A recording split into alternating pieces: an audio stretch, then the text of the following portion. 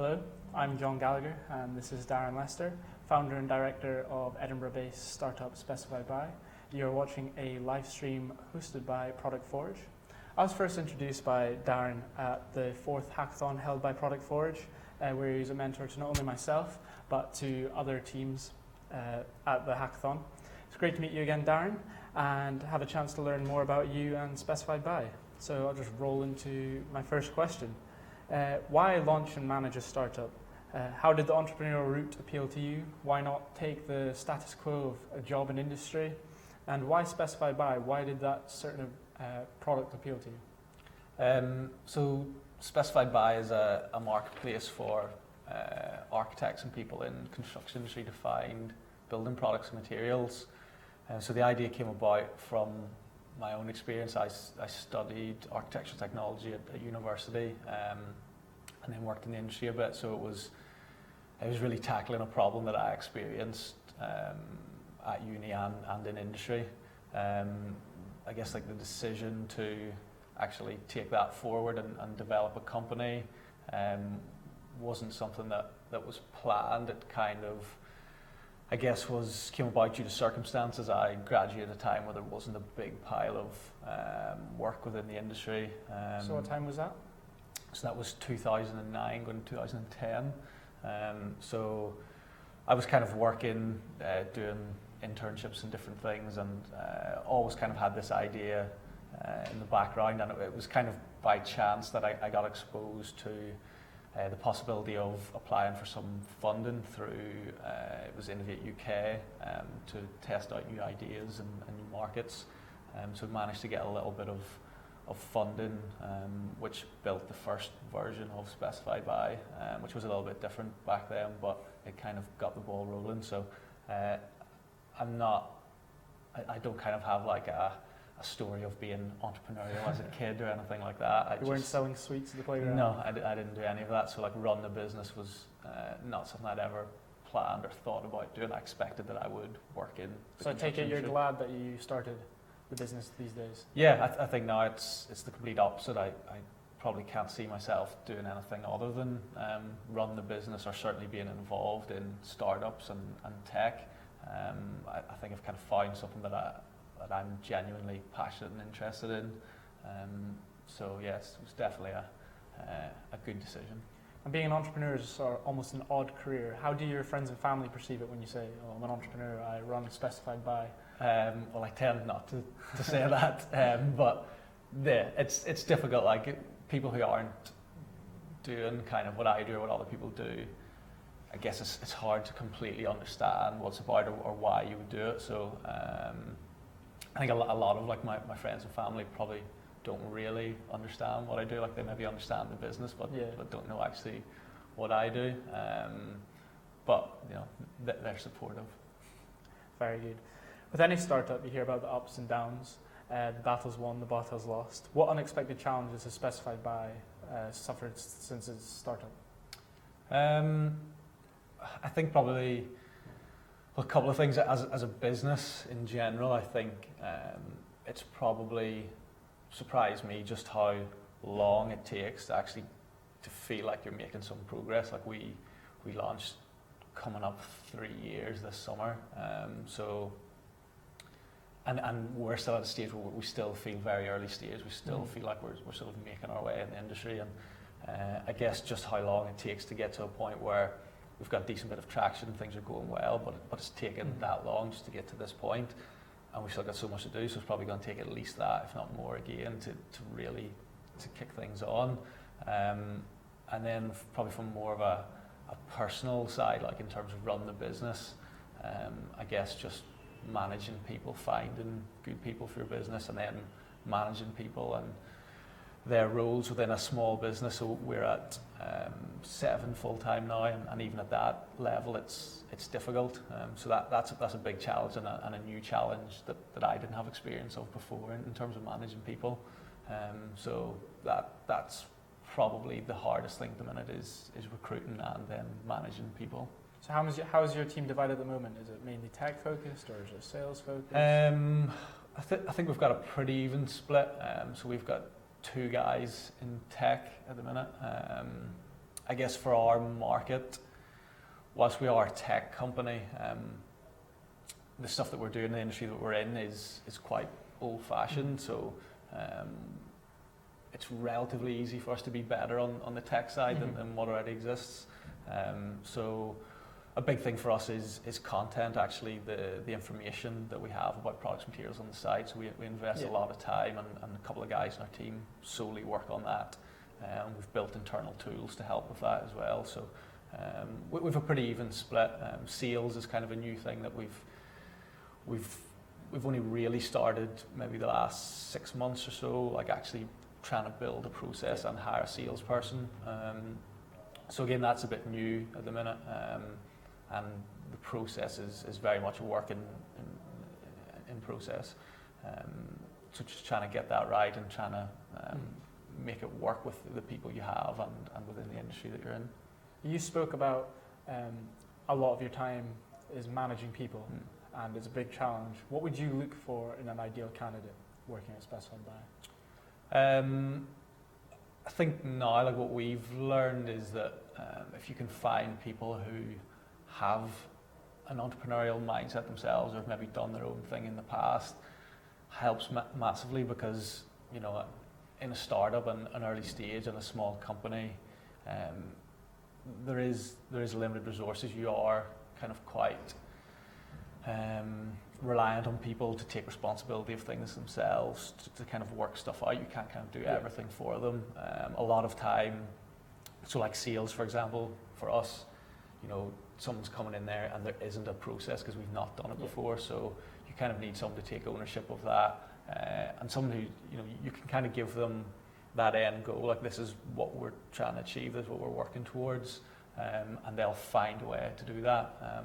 We, as a company, and myself, will try to guide them and show them what we've maybe done before, or what we think will work for our industry. But a lot of stuff people kind of need to figure out themselves. It's almost looking for self-starters within themselves. Yeah, so that's it. So people who have started their own business before or have been interested in that type of thing tend to have that kind of mentality that they quite like that challenge and sort of freedom to, this is what we want you to achieve, and go and do it, find a way to make that work.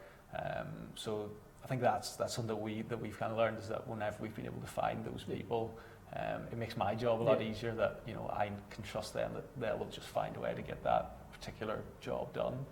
Now, I've been told that you're actually recruiting at the moment. What are those positions, and if they do join the Specified team, what can they expect from the rest of you guys?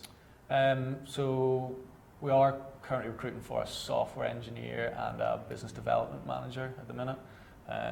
So yeah, I think we offer an interesting opportunity in an industry that is very, very old-fashioned and is like really ripe for disruption in tech. We've got a smart team, and we're starting to make a lot of progress in the industry and becoming relatively well known in our industry. So for the right person, I think it is an exciting opportunity to get involved at what is still a very early stage. So day to day, as the founder and sort of director of Specified Buy, what would you say your prominent role is? What is your main goals year on year? I guess, startup perspective. yeah. So I guess like my role is that we have sort of overall targets and objectives that over the course of a year, over the course of each month, each week, whatever that's broken down by. I guess my role is making sure that the different parts of the team, different people in the team, that we're all working towards that, and those different elements are coming together to help us get to that.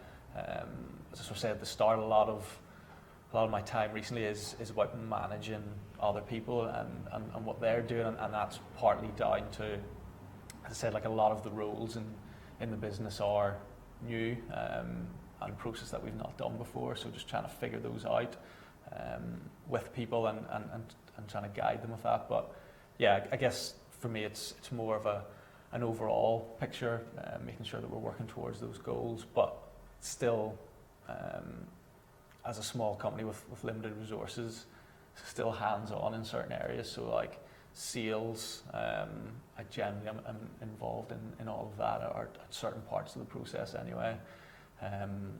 Sort of product development in terms of speaking with our users and our customers and feeding that back to the development team. I'm still pretty heavily involved in that, so kept busy anyway. Sounds good, sounds good. Speaking with yourself, Darren, you obviously come across as a very confident individual. You obviously know your business very well. Now, how does that translate into investment pitches? Were you ever shy when you first started out, or have you always had a cheerful disposition of bravado? No, I think I'm naturally a quite shy or introverted person. I think in a one-on-one situation, I'm fine. When it comes to pitching to an audience, to big groups of people, or if I'm put in a scenario with large groups of people, that is outside my comfort zone.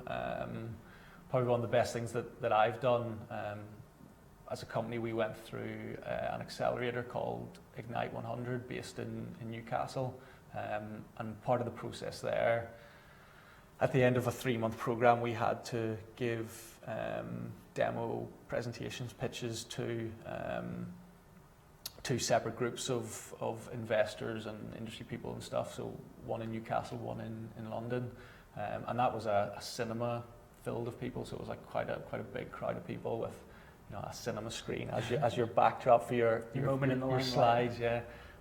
So like through Ignite, we went through a lot of work about pitching, and like we worked with like an actor who helped you on like your delivery and stuff, and different techniques with dealing with nerves and things like that. But it's something that definitely, it doesn't come natural to me. Like the thought of getting up in front of a big crowd would still, even having done that, would still make me very nervous. And so you're doing all right on the live stream? We'll see.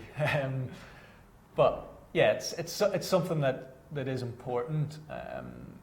Like depending on the situation, you do need to be able to explain, you know, your business, your idea, and the value behind it to a group of people. And unfortunately, no one's really come up with a better way than stand up at the front of a room with a presentation behind you, to talking to loads of people. And for a lot of people, that's pretty daunting. And but it's one of these things. It can be learned. It can be taught.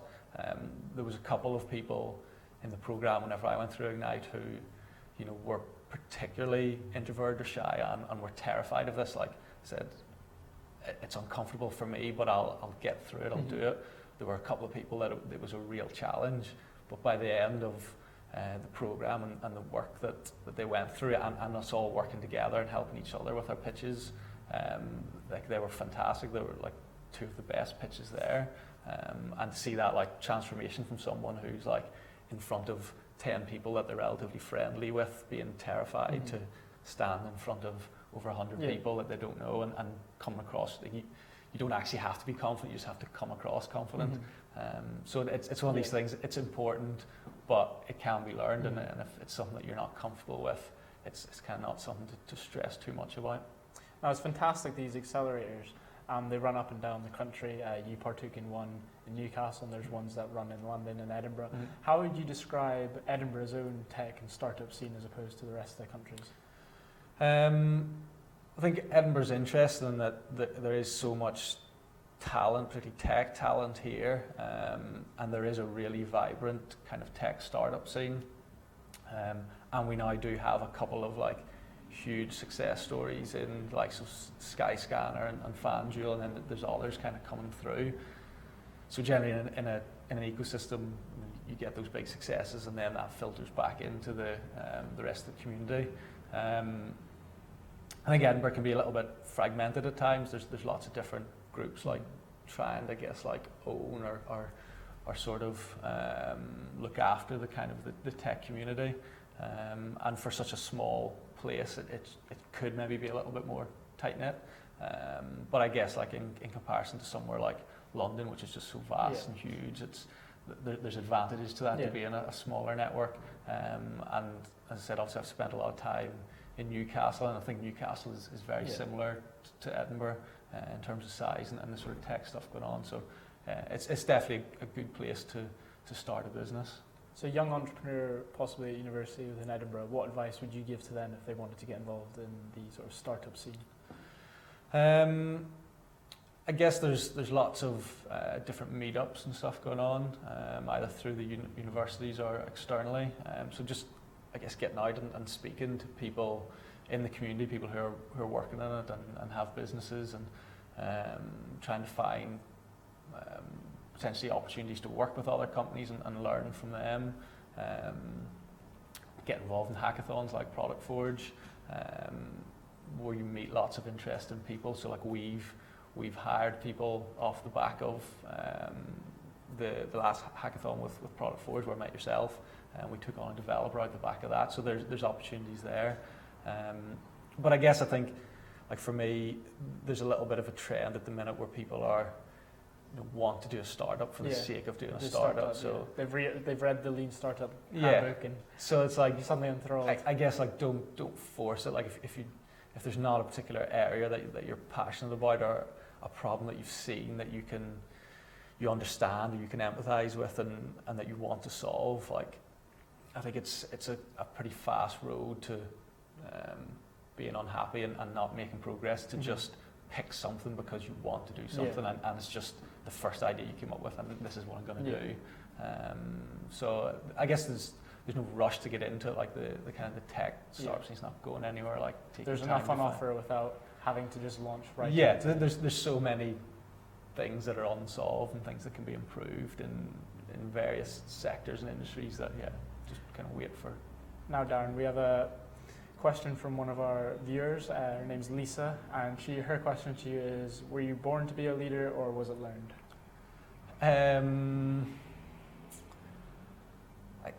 I guess I don't know. If you spoke to the guys that I work with, whether or not I'm actually good at leading them or not is probably up for debate. I don't think it probably doesn't come naturally. I think I'm kind of naturally, I guess, outspoken in terms of when it comes to if I think something should be done a certain way, or a problem should be tackled in a certain way. I'm quite strong at like fighting my case there and trying to convince people of that's the way to do it. So that probably comes a little bit naturally, but no, I think again it's something that's learned, and I'm still learning, like managing people now and how to be better at being that sort of leadership figure for a group of people. So still in progress. Thank you very much, Lisa. I hope that answers your question. Now, rumour has it, as an entrepreneur, your life is totally dedicated to running your business and you have time for nothing else. Mm-hmm. Some would argue that's not always true. Mm-hmm. Do you have any other hobbies or things you do externally outside of your business that keep you going, that you do for fun? So like I play football and try to do sports and stuff like that. That's very different from run the business and kind of takes your mind out of that.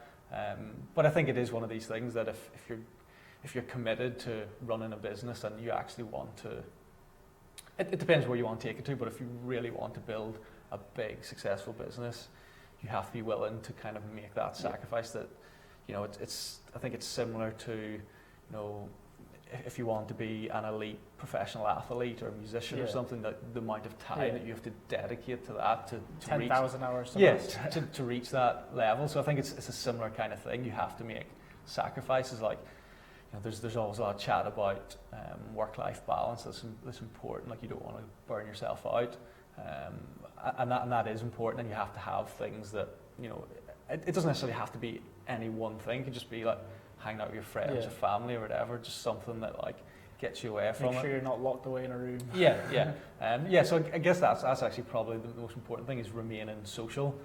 It's very easy to kind of close yourself off, particularly if things aren't going well or whatever. It's easy to kind of hide away, whereas actually just getting out and seeing your friends and kind of like one of the things we covered at the start was, a lot of my friends and family, like particularly from home and stuff, probably like they're not interested in tech or startups at all. So it's actually really good to go and spend time with them, because it's never going to come up because they're just not interested in it, and we talk about other things. So you have to try and find stuff to keep it balanced, but you also have to be aware that you have to make a big commitment to this. And I suppose keeping social, you never know who you're going to meet. So you might be out having fun and you might end up meeting someone who end up helping the business in the long run. Yeah, and the thing is, I think for me, and it goes back to the point of actually doing something that where you're solving a problem that you're interested in some way or passionate about.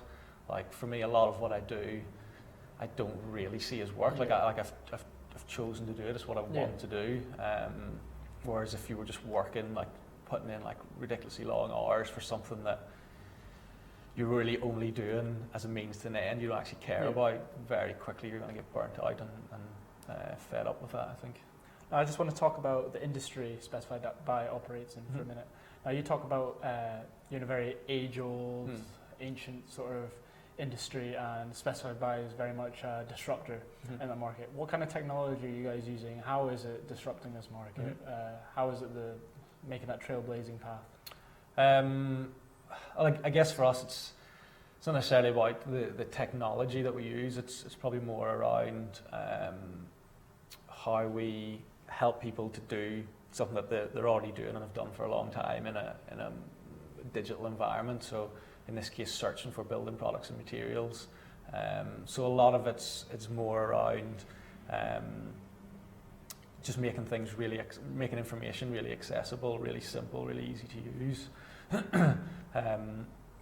To reduce the amount of time, the amount of friction that there is to find the information that you need. So like we're a web app, so we're not mobile necessarily. What we're providing for is very much a desktop activity. So yeah, we use a lot of modern technology, but I think it's more about, well, a lot of it for us is about the data and the information that we have that goes into our site, and then actually how you kind of interpret that data and make it accessible. So a lot of it's about the sort of the user experience, I guess, and how easy the site is to use rather than the actual technology behind it. Although saying that, we do a lot of like really smart stuff. So like recommendation engines and stuff like that. That a lot of people won't see, but they see the end result of it. So would you say there's a lot of customer satisfaction from the sort of service you bring to the marketplace? Yeah, like there's definitely, if you compare what we provide for an architect in terms of finding a building product compared to the old process, it's night and day really. Like we reduce the time to do that like massively. Like there's still massive improvements for us to make and lots of things that we want to do, but we're kind of on the right path anyway. Sounds good. We have another question from another one of our viewers. Simon asks, which entrepreneurs inspire you and why? I guess for me it's always been more rather than like sort of famous startups and founders, which I find quite hard to relate to because I don't know them and I only read like the glossy versions of their story. So I guess for me it was more other guys, other companies who are at a similar stage to us are just ahead. So like again during Ignite we met like loads of founders who had maybe taken their business to much bigger than what we are, and sold it and been successful or failed. All those people are so valuable. So I guess like surrounding yourself with people who are also doing the same as you, who are maybe at the same level, a little bit ahead, a little bit behind. So even going back to the likes of Ignite or doing hackathons and doing mentoring and helping other people who are like earlier in their journey than what we are, even that's really helpful. Like you can still learn lots from those people and actually chatting about their problems kind of makes you think about your own stuff. So I probably don't have any kind of company that I look at and I sort of none that you aspire to globally now? No, not really. I think it's more just about people I know that I know more about what they're doing and that they're doing really well. So would you be able to name anyone locally perhaps that you maybe not inspired to be like, but have a lot of respect for? So one of my good friends is the founder of a company called Malsey, so Callie Russell. So Malsey are doing some really cool stuff in the kind of fashion tech space, and have raised a lot of money and are building a really, really strong team. So me and Callie kind of started off around the same time, and so can kind of hopefully learn from each other a little bit along the journey, or at least have someone to kind of moan to about things that are going wrong. So would you say it's important to have to keep social, like you described earlier, especially with other entrepreneurs, so you can just kind of throw things back and forwards between each other? Yeah, definitely, and actually sort of linked to that is like something that we do. There's a group of 10 to 15 of us that once a month go for dinner and drinks, and it's 10, 15 sort of founders of startups, tech companies in Edinburgh. So like that's massively helpful to go and sit down and chat with people who are at the same kind of stage, having similar problems, or have maybe just solved a problem that you have. So and learning from those people is really valuable. And I think whilst people who have been really successful and built their business, you can always learn loads from them. I guess like one of the slight issues there is sometimes if they're far enough along their experience, they maybe forget exactly just what it was like being at the start. Whereas people who are still in that, they completely understand the challenges that you've got. Thank you. Now just kind of thank you to both Simon and Lisa for asking you the questions, but just moving a little bit away from sort of the business, just on a personal level, but still related to tech. What personal apps do you use to keep you going? What apps do you use every day for a bit of fun? What apps feature on your homepage? It's probably a little bit boring. I think probably most of the apps I use are work related. Prolific Snapchat user. No, not really. I guess I use pretty common things. So I use Trello for like managing my own kind of tasks and stuff I have to get done. We use Slack as a team internally to manage our kind of communications. Apart from that, like there's nothing particularly exciting that I use. BBC Sport and YouTube probably is the main other thing on my phone.